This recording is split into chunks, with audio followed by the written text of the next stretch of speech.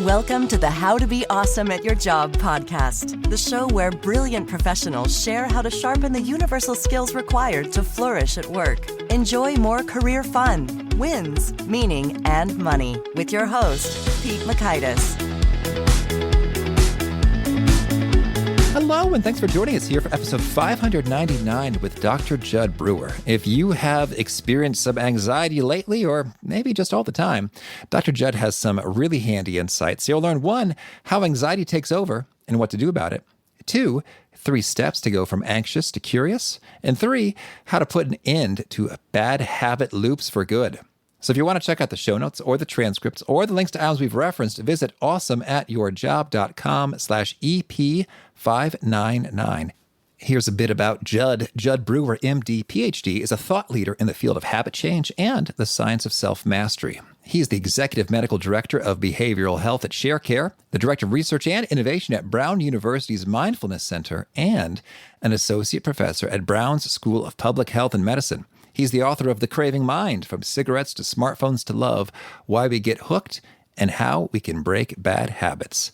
Big thanks to Jud for sharing his wisdom with us, and big thanks to our sponsors. Check them out. One sponsor to check out is Harvard Business Review. This brilliant magazine, published at hbr.org, is the leading destination for smart management thinking. Fun fact, HBR has been mentioned in 108 episodes of the show. That's because HBR has great stuff that comes up often. They've got explainer videos, podcasts, real-world case studies, and much more. I think of HBR each night that I put on my special orange glasses. Their article, Will Blue Light Glasses Improve Your Sleep?, revealed that those who wore them reported better sleep and a 7% improvement in work performance as compared to those who wore the sham glasses. So I cite HBR anytime anyone tells me that I look silly wearing them. Now, much of HBR's content is available for free when you sign up at their site. Subscriptions that get you unlimited content cost $10 a month. If you visit hbr.org/subscriptions and enter the promo code AWESOME, you can save 10% off of that subscription. Again, to save 10% off of your HBR subscription, go to www.hbr.org/subscriptions and enter the promo code AWESOME.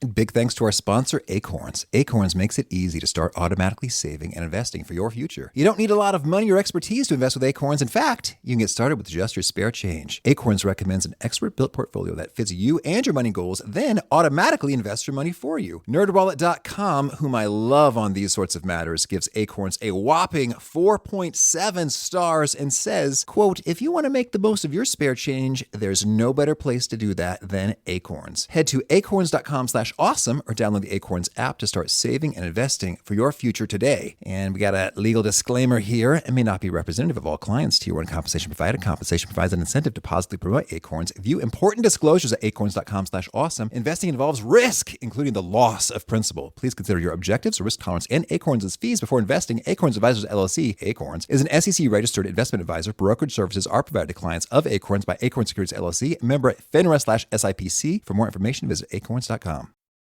Now, here's Jud. Jud, thanks so much for joining us here on the How to Be Awesome at Your Job podcast. Thanks for having me. Well, I'm excited to dig into your wisdom. One of my favorite pieces I read in your bio is that you're a thought leader in the science of self-mastery.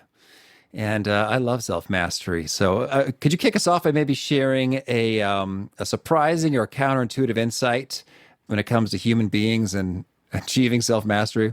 Well, just one of the many is that it's actually less work than we tend to think it is. And in fact, the more we push, often the more the world pushes back. So, this idea of what we resist persists, and that also applies to trying to master ourselves. Okay. Yeah. Well, thank you. There's a lot to chew on already. Well, specifically, I want to zoom into mastering ourselves in the realm of anxiety.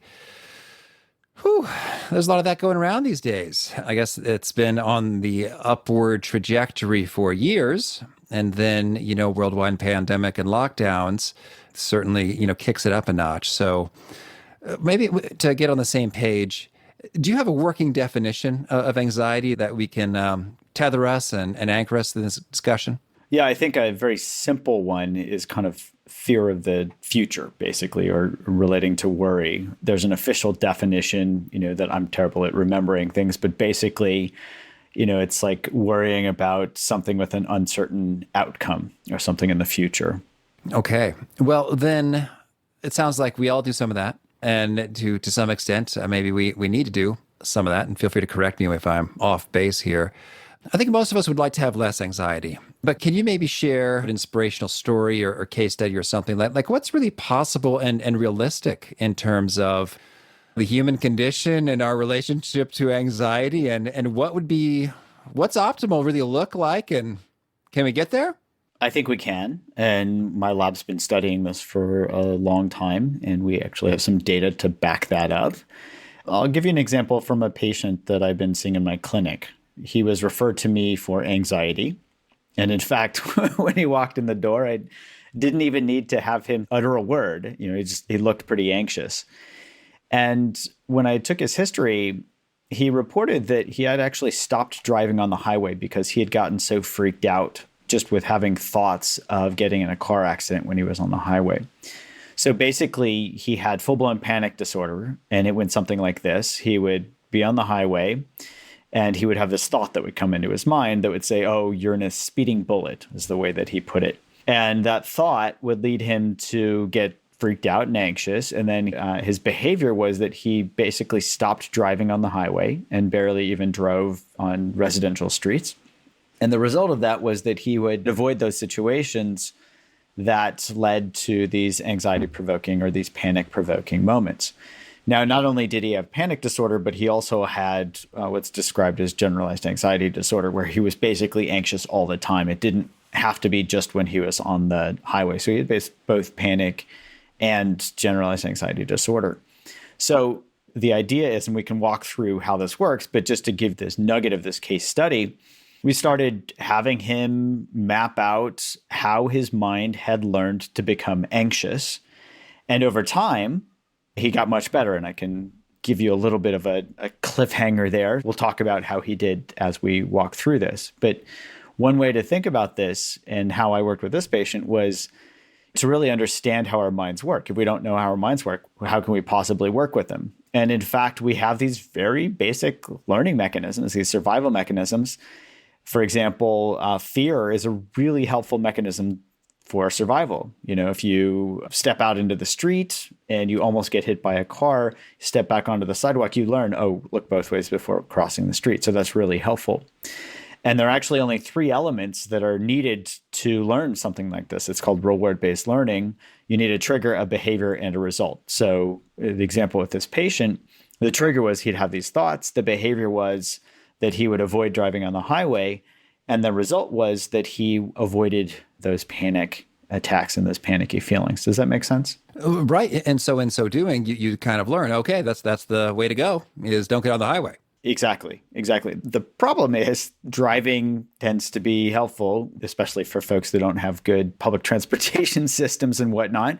And these things, these learned anxiety behaviors and worry and things like that can pigeonhole us into, not even leaving our house and, being very limited in many ways, let alone feeling anxious throughout the day, which isn't very good.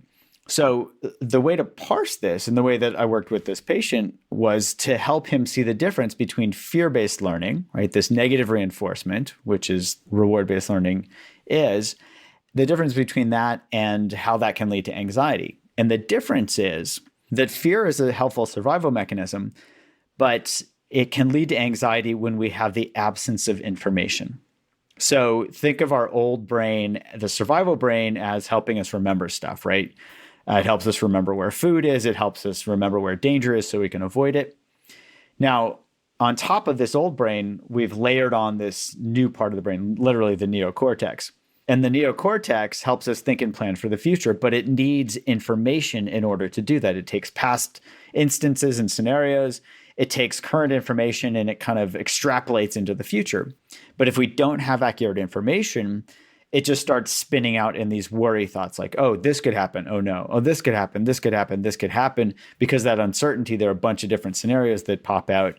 And what that leads to is anxiety. So fear plus uncertainty equals anxiety.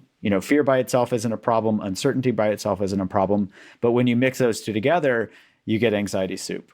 Oh, all right. Well, so now if we zoom into the pandemic right here and now, I'm curious, are we doing some fear-based learning of some particular things? You're also an expert in habits. Are there maybe some bad habits that we might be fear-based learning and reinforcing right now? What are they? Yes. So we've certainly seen this most prominently, I would say, and I pay attention to addictions and things like that because I'm an addiction psychiatrist. Drinking, for example, in society has gone up a lot. People are stress eating more, they're anxiety eating more. Social media use, especially people getting glued to their news feeds, has gone up. And so here, with all this uncertainty, right, there's more anxiety. And with that anxiety as a trigger, people are going to these things like drinking alcohol to make them feel better, or going into the news feeds to try to get information. Because information itself is kind of food for our brain. It helps us plan for the future. Okay. Well, and so, yeah, I can see how that could be problematic in terms of if you're eating more than you need to, then you'll at risk of becoming more overweight or obese. Drinking more, the natural consequences, and then the news feed in terms of like addiction to distraction. Yeah, bad news. So what should we do?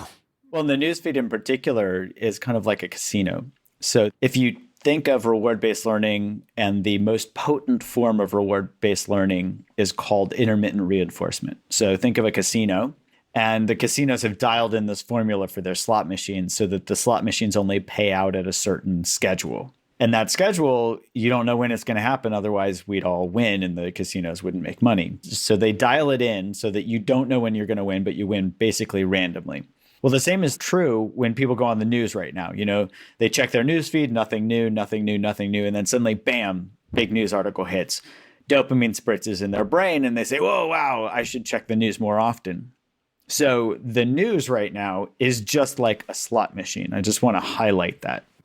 It's funny. I've been thinking more and more that I should check the news less often because I guess call it self-awareness or a good week vacation in the nature. But it's like, it so rarely pays off. I guess what I'm looking for is I'd like some hope, hey, we got a treatment, we got a vaccine, I'd like something rich and interesting to tickle my brain. Like, I've never thought about that situation or that reality for people. And how about that? I'm quite intrigued and fascinated to dig in and learn more. And I'm satisfied in the sense that I've had a pleasant learning.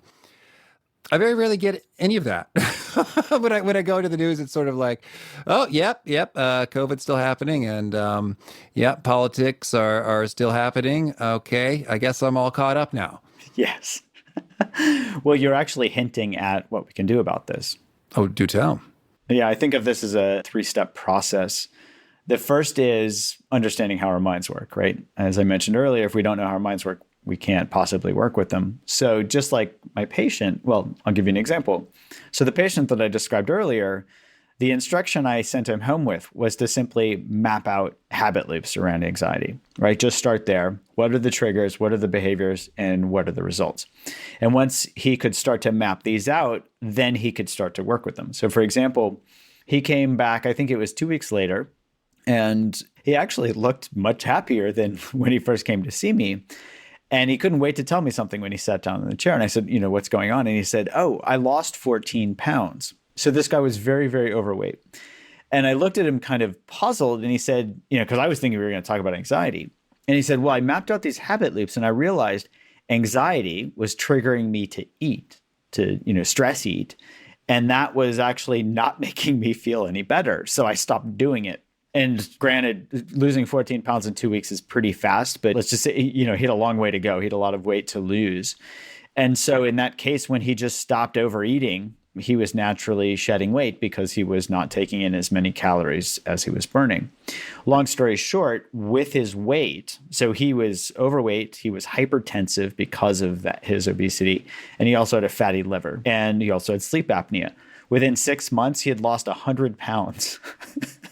And all of those had resolved. He was normotensive. He had normal blood pressure. His liver was back to normal. He was, he didn't have obstructive sleep apnea anymore.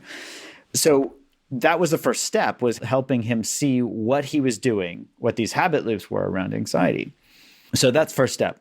map out these habit loops. What's the trigger? What's the behavior? What's the result? The second step is to see very, very clearly how rewarding or unrewarding this behavior is. There's a lot of science. This goes back to the 70s. There were these two researchers called Rescorla and Wagner who had this reward value curve where basically what they determined was, based on previous rewards, how rewarding a behavior was in the past, you're more likely to repeat it in the future. If it's rewarding, you're going to do it again. The problem is that we tend to lay down behaviors as habits and we don't pay attention to the reward value. For example, I work with a lot of people who want to quit smoking.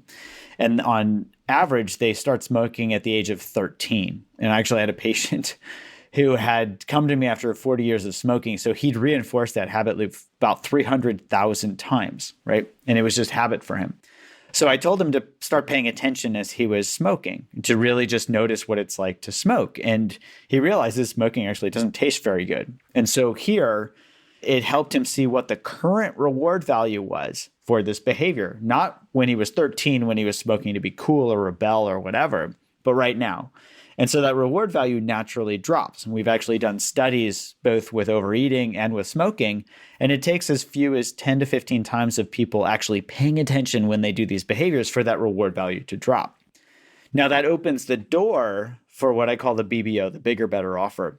Our brain's going to look, it's going to say, okay, smoking isn't that great. Overeating isn't that great. Give me something better. So what we have people do is just notice what it's like to just eat a normal amount of food or eat healthy food instead of junk food or not smoke a cigarette, for example. And within these 10 to 15 times, they actually flip their behavior from overeating to stopping overeating, basically eating a normal amount of or not eating the junk food because it actually feels better. And we can even teach them simple things like getting curious about what those sensations in their body feel like that urge them to eat. And that curiosity itself is a more rewarding, quote unquote, behavior. It's an internal behavior than getting caught up in a craving or getting caught up in worry. I remember working with a patient. We have this app-based mindfulness training for anxiety. Actually, we did a couple of studies where we got a close to 60% reduction in these generalized anxiety disorder scales. She talked about when she started to get anxious, just getting curious about that anxiety itself, and that it flipped into, curiosity feels better than feeling anxious. And then it became habitual for her to, whenever she noticed anxiety starting to come up, that she would get curious about it instead, and then the anxiety would go away. So that's really the step 2 and 3. Once we've mapped out these habit loops, step 2 is really noticing how unrewarding the old behavior is, which then opens up that gap to find that bigger, better offer. And the bigger, better offer can be awareness itself, curiosity. Oh, what's it like when I have an urge to eat? Can I get curious about that? Oh, that curiosity itself feels pretty good. Well, I'd love if we could maybe apply that to some bad habits, perhaps, that professionals have. Maybe they've picked it up in the midst of the pandemic, or maybe it's always been there. So it sounds like I was starting to do some of that with regard to my news habit. Like, seems like the current reward that it's offering isn't that great. So I guess you could do the same if you're checking emails compulsively, like, 30 times a day, or if you're in the social media news feed. So can you sort of walk through that process in those contexts? So you get curious, you sort of notice what it's doing for you, what it's not doing for you, and then how might that play out? Yeah. So how about this? I've been seeing a lot of people comment on how they are really struggling with procrastination right now. Okay. So I'm guessing this can apply to a lot of folks at their jobs, a lot of professionals. So whether it's stress or anxiety as that trigger, or even just seeing or thinking about a project that they need to complete, or even looking at their inbox, where they see a bunch of emails from their boss that they haven't responded to yet, right? So there's the trigger. Doesn't feel good. So the behavior is to procrastinate. Maybe they go on social media. Maybe they do something else. Maybe they go for a snack, right, as a way to avoid that unpleasant feeling of actually doing the work. And then the result is, they get a brief relief because they're not thinking about what they should be doing. So there's a habit loop around procrastination. What we can do is help people map out that habit loop and just kind of articulate what's happening. see what they actually get from it. So how's it feel to procrastinate? Well, in the moment, it might feel a little bit better, but ultimately, they're further behind on the project. They might feel guilty for going and eating food when they weren't hungry, or checking out, their social media feed, or looking up cute pictures of puppies on Instagram, or whatever it is. And then they realize, oh, this isn't actually that great. And then I have them compare what that procrastination habit feels like to actually turning off their email alerts and their phone and just taking an hour and just doing a deep dive into work.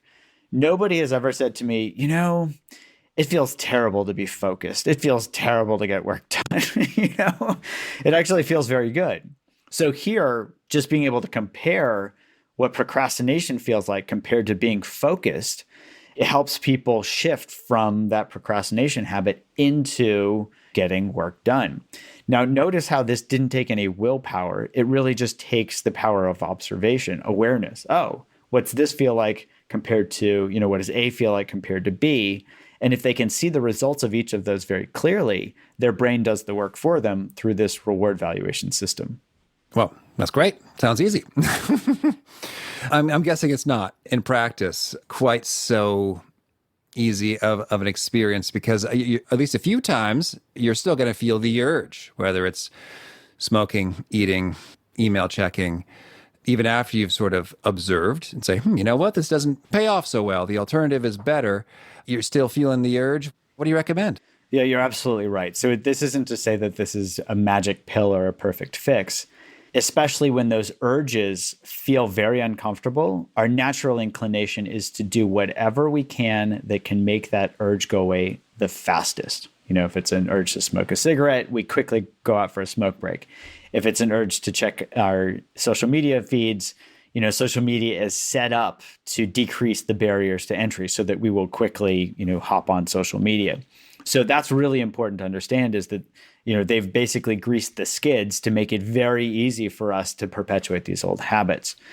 Now, so you ask, so what can we do? The key is, even afterwards, after we've done something, we can still learn from it. I think of this as, these retrospective moments where you can still learn from a behavior if the juice is still there, right? If you can remember what it felt like to do it. So let's say that we can use procrastination, we can use eating, we can use any of these examples.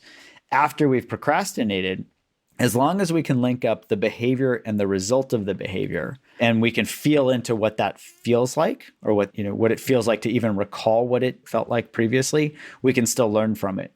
I think it's important to highlight that reward-based learning isn't based on the behavior itself. It's actually based on the result of the behavior. That's what drives future behavior. So the trigger isn't that important. The behavior itself isn't as important as how rewarding the behavior is.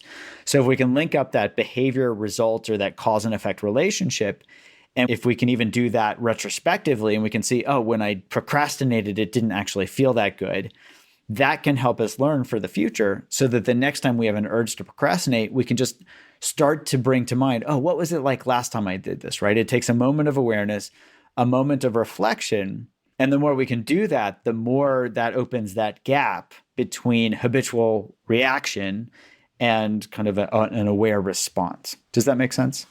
Certainly. And so then, I guess if we're trying to establish good habits, it seems like much of that would apply. It's just that the feeling is a happy, positive one. Is there any different suggestions that you'd put forward when it comes to if we're trying to build up a good habit? The same process applies, just as you surmise. One thing I would say is that it's really important to notice all the nuanced qualities of these good habits. So, for example, I think there's a societal habit now of divisiveness, right? Of, this tribal psychology where it's, so easy to categorize somebody or get them to categorize themselves as an us-them thing. Everything from, politicizing, wearing masks to, this and that. So we can notice, what is it like when I feel othered, when somebody says, oh, you're wrong, I'm right, or when we are trying to defend a position, for example, I'm right, you're wrong. What does that even feel like as compared to when we're all working together for a common cause? For example, eradicating a viral infection, just hypothetically speaking. So here, for these good habits, I think it's really important to pay attention to what that quality feels like. And my lab's actually studying this right now. We can look at it in simple terms, like, does something feel more contracted or closed down versus opened up or expanded? So as a pop quiz hotshot, let me ask you, what's it feel like when you are afraid or when you're anxious? Does it feel more closed down or does it feel more opened up? Oh, it's very closed down. It seems like there's almost only one option. Yeah, absolutely. And so it narrows us, it focuses us. That's a survival thing, right? If you're being chased, your job is to quickly run away as compared to sit back and, think about what should I do? Right? So now compare that to joy. Does joy feel closed down or does it feel opened up? Well, yeah, it feels opened up in the sense that if I'm really joyful, it's like, I might want to dance or sing or jump on trampoline or give thanks. There's many options that feel great. Right. So there we can now look at, and my lab's actually done this, if you look at these different categories. So if you look at fear, you look at anger, people tend to categorize these as more closed feelings. If you look at joy, but also look at things like curiosity or connectedness, people report that these feel much more open than these others. Now, if you had to pick, would you rather have something that feels more closed or would you rather have something that feels more open? Open, sure. Yeah. So our brain actually has these already lined up in its natural reward hierarchy. We'd rather do things that feel more open than closed. Now, the reason that I bring all this forward is that we can start paying attention to things like, well, what's it like when I'm fighting with somebody on the internet or, with a family member? What does that feel like compared to when I'm really listening, like deeply listening, wanting to understand their perspective? Which one feels close, which one feels open, and which of those categories actually feels better?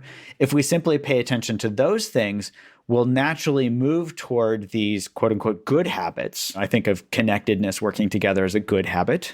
It's probably the way that we will survive as a species as compared to divisiveness. So if we look at those and we just pay attention to how does something feel, does it feel closed versus open, that can actually help lead us in the direction of these good habits simply through paying attention to the results of those behaviors. Okay, lovely. Well, tell me, is there anything else you want to make sure to mention before we shift gears and hear about some of your favorite things? No, I just want to highlight, I think of curiosity as a superpower. And I'll mention this and just kind of bring the circle to a close around the patient that I mentioned at the beginning.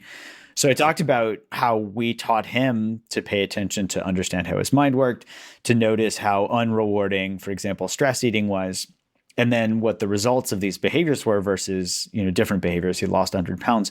But ultimately, over the course of about 6 months, and I kid you not, I remember walking I was teaching a class at our School of Public Health at Brown University, which is on South Main Street. And this guy pulls up to the curb in his car and rolls down the window. It's my patient. And I look at him kind of confused, because this is a guy that was struggling driving anywhere. And he says, "Oh, yeah, I'm an Uber driver now." Oh, yeah. So here's an example when somebody really learns how their mind works, they can really learn to master it and move from, overeating to losing a bunch of weight, and move from full-blown panic disorder where they can't drive to literally becoming an Uber driver. Beautiful. Well, now could you share with us a favorite quote, something you find inspiring? One immediately that comes to mind is Dorothy Parker, where she says, "The cure for boredom is curiosity. There is no cure for curiosity." And how about a favorite study or experiment or bit of research? I'll give you one favorite study recently, where there was a group at UCLA where they were studying adolescents who were shown their own Instagram feeds, and they were measuring their brain activity as they were viewing their own Instagram feeds. And the only manipulation they made in this study was how many likes each picture got. And so they could look at the difference in brain activity between a bunch of likes and a few likes. Long story short, they found that when adolescents got a bunch of likes to their Instagram pictures, that their reward centers in their brain lit up, the nucleus accumbens, which is the same network of brain regions that gets activated with every known drug of abuse, alcohol, cocaine, heroin, tobacco, all this. So Instagram seems to activate these reward centers.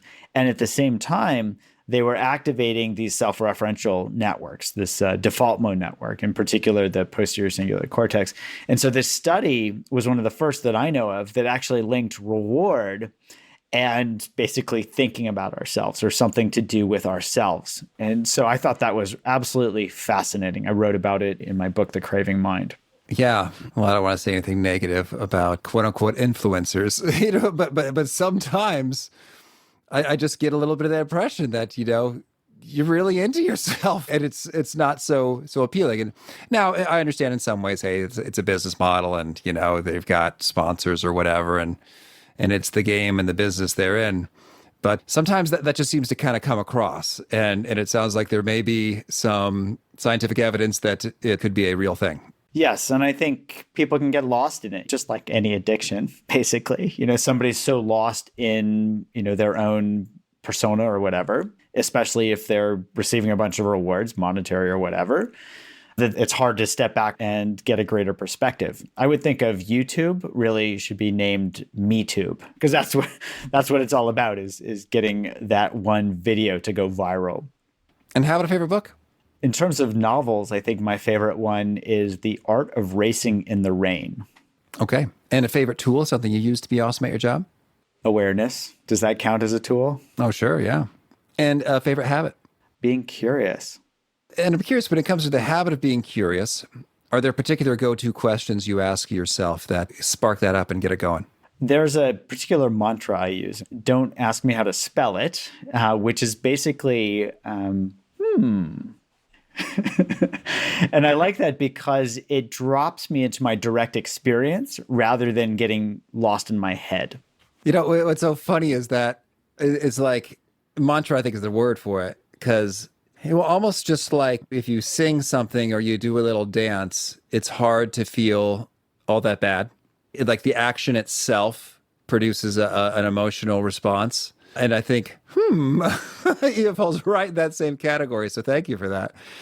And how about, is there a particular nugget you share that you're really known for? People quote it back to you frequently?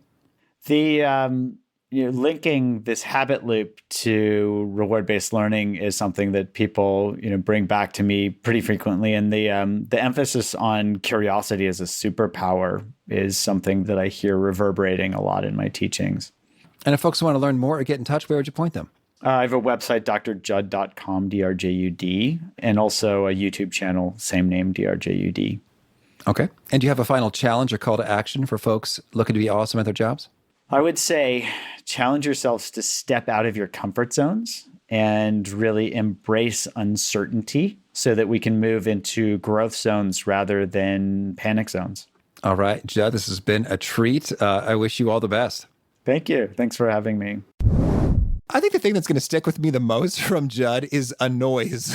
I don't know if I've ever been able to say that about a guest before, but it's simply, And it just right now, as I say it, curiosity is just instantly sparked within me. And I love those quick tricks that can make a change immediately. And with that curiosity, you've got all sorts of great benefits. So cool stuff from Jud. Again, the show notes, the transcript, the links to items we've referenced are at awesomeatyourjob.com/EP599. If you haven't already, I hope you'll push subscribe so you get new episodes of the show automatically. Handy stuff. Hope to catch you next time.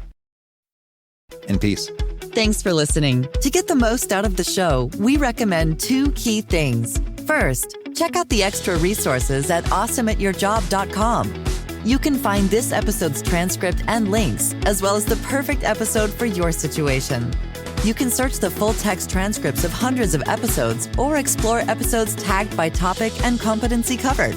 Second, subscribe to the podcast and get future episodes automatically. You can subscribe by telling Siri and several other smartphones and speakers, subscribe to the How to Be Awesome at Your Job podcast, or by tapping subscribe in your podcast player of choice. If you'd like some extra help figuring out podcasts and how subscriptions work, visit awesomeatyourjob.com/subscribe for guidance. Hope to catch you on the next episode of How to Be Awesome at Your Job. Tidy Cats knows that home is where your cat is. So they've designed the Tidy Care Alert Health Monitoring Cat Litter with your furriest feline in mind. Here's the inside scoop. Litter plays an important role in your cat's health, happiness, and well-being. Tidy Care Alert uses pH technology and color-changing crystals that are gentle on the paws to monitor your cat's health and alert you of any potential concerns. It's the perfect tool to help you ensure your cat gets the care it needs. Put your mind at ease and let Tidy Care Alert help you keep an eye on your cat's health.